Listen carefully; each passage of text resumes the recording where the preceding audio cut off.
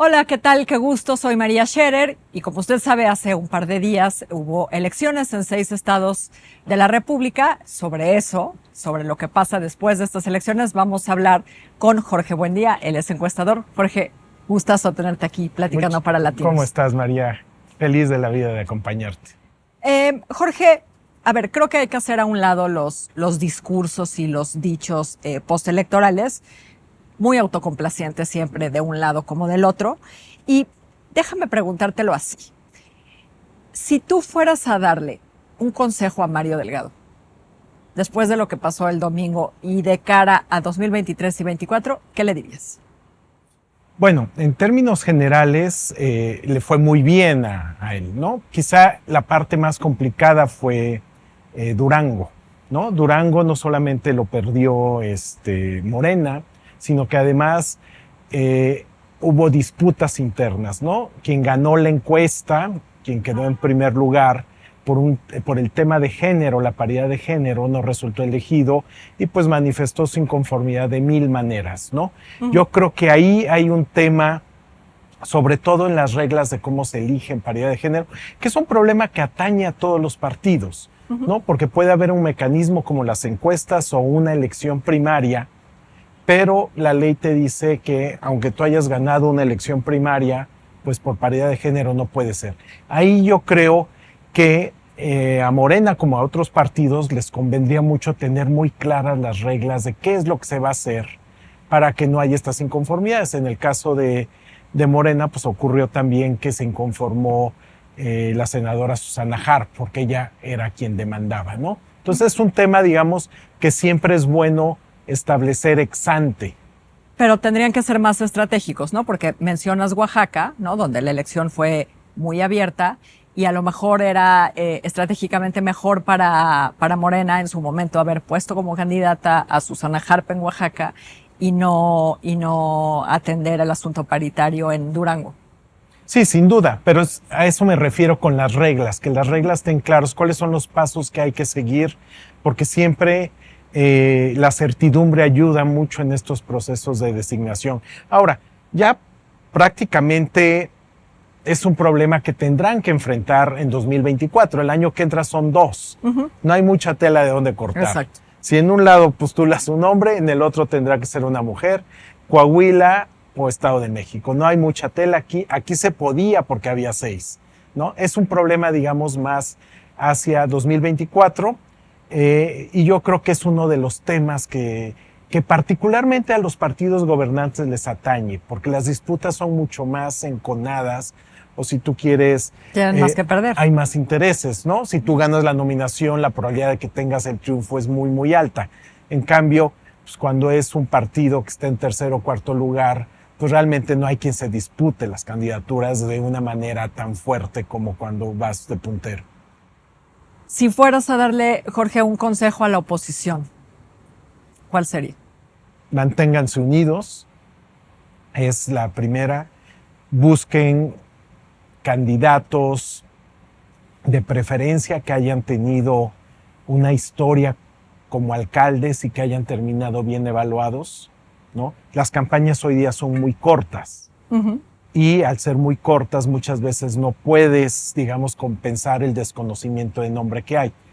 Cuando eres conocido, digo, no es fortuito que las dos gubernaturas que se llevó la oposición en esta elección eh, fue con candidatos que habían sido alcaldes de la capital del estado, ¿no? Esteban Villegas en su momento en Durango, Tere Jiménez en Aguascalientes, ¿no?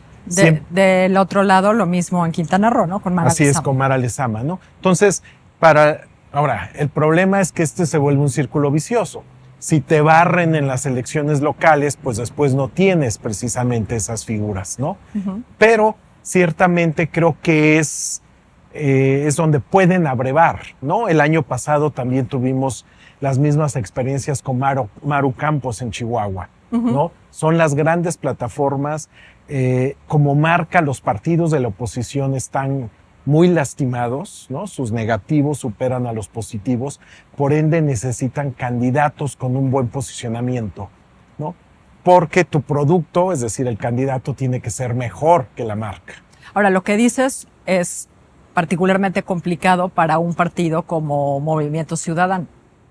Sin lugar a dudas, aunque ha sido muy atractivo Movimiento Ciudadano en ciertos segmentos, en ciertos lugares. Yo creo que Movimiento Ciudadano tiene mucho potencial cuando le disputa el voto a Morena. ¿A qué me refiero? Al ser un partido outsider que no ha gobernado, pues de alguna manera también puede reclamar este discurso anti-establishment que tiene Morena, ¿no? Este perfil de partidos puede a veces ser la kriptonita para Morena, ¿no? Lo vimos el año pasado, caso de Nuevo León. ¿Coaligado o no? Coaligado o no, ¿no? El año pasado en San Luis Potosí, en Nuevo León, pues fueron quienes mandaron a Morena incluso a tercer lugar, ¿no? Los relegaron precisamente porque le disputan este discurso anti-establishment. No los pueden acusar de ser parte de la mafia en el poder, ¿no? Como en algún momento dijo Luis Donaldo Colosio o Samuel García, pues yo todavía tenía 5 o 6 años cuando eso ocurrió, ¿no? Entonces, Movimiento Ciudadano sí, y ahí el tema es que sí tiene que disputar ese discurso anti-establishment. Lo está manifestando, lo está haciendo, pero no siempre tiene, digamos, los candidatos apropiados, ¿no?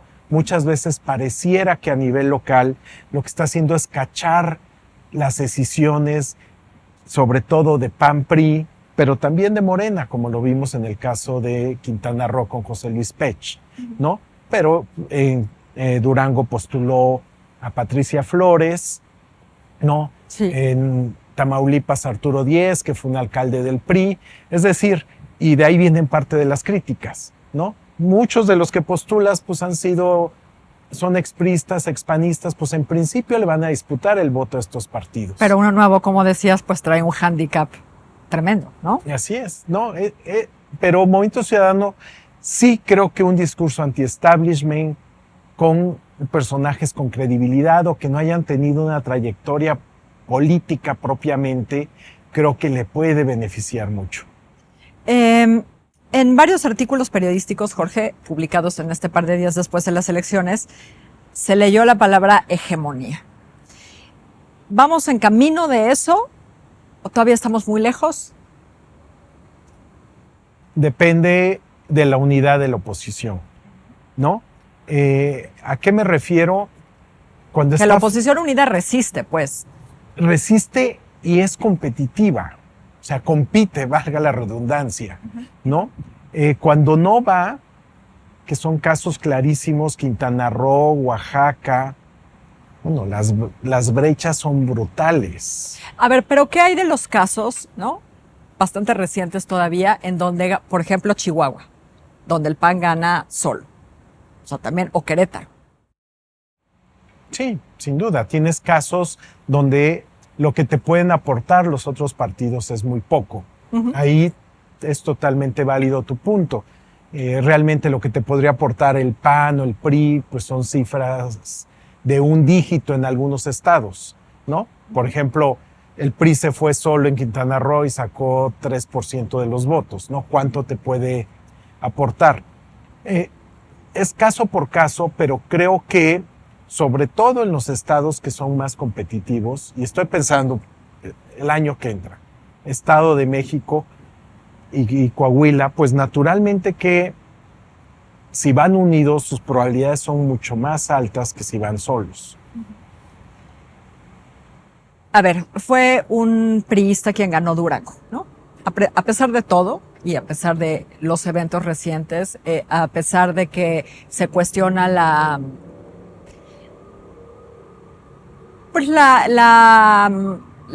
permanencia del dirigente del PRI al frente del partido, ¿el PRI todavía suma? ¿En todos los casos suma? ¿O hay que verlo también caso por caso? ¿O todavía no resta? ¿O no suma, pero todavía no resta? Puede sumar cuando tiene candidatos como Esteban Villegas. Como Villegas. ¿No? De hecho, si tú desagregas los resultados de esta elección, sacó 53%, si no me equivoco, Esteban Villegas, 35 puntos porcentuales, es decir, 35 de ese 53 son votos para el PRI. porque era candidatura independiente, entonces la gente puede votar exclusivamente PAN, PRI y ya después se suma. 35% son PRI, 15, 16 son PAN. Es decir, el PRI fue el que aportó en esta fórmula Esteban Villegas más del doble de los votos que Acción Nacional. Y es un caso digno de analizar. ¿Por qué? Porque aquí predominó, no es que yo gobierno y a mí me toca, sino es quién puede derrotar a mi principal contrincante, en este caso el candidato de Morena. Y aquí Acción Nacional cedió, era el partido gobernante, cedió la candidatura a alguien del PRI porque era el que estaba mejor posicionado. La pregunta es, hacia adelante, digamos, si hubiera una alianza PAN-PRI, por pensar el siguiente año, estarían dispuestos, los dos son gobiernos priistas, estarían dispuestos a ceder la candidatura de la coalición a alguien del PAN si este resulta mejor posicionado. En el Estado de México se adjudican los triunfos más recientes los dos, ¿no? Tanto el PRI como el PAN. Así es, y Acción Nacional. No sé si sea tan claro como el caso de Durango.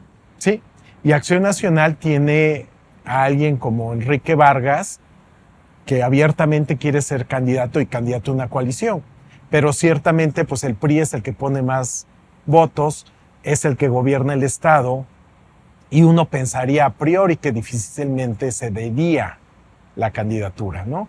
Y lo mismo podrías decir del caso de Coahuila. Pero lo llamativo también del caso de Durango, que te habla ya de una estrategia política ya muy orientada a ganar, es que Esteban Villegas perdió hace 6 años contra el actual gobernador, ¿no? O sea, esa rivalidad que hubo en las urnas hace 6 años, pues se disipó y tuvieron, digamos, no sé si llamarle la apertura o la disposición, digamos, a dejar detrás las confrontaciones, todo en aras de obtener el triunfo como coalición, ¿no? Pero yo creo que es hacia allá, hacia donde está orientando Morena, hacia los opositores. Porque precisamente relacionado con tu pregunta de la hegemonía, es que si no hacen eso, pues los van a barrer.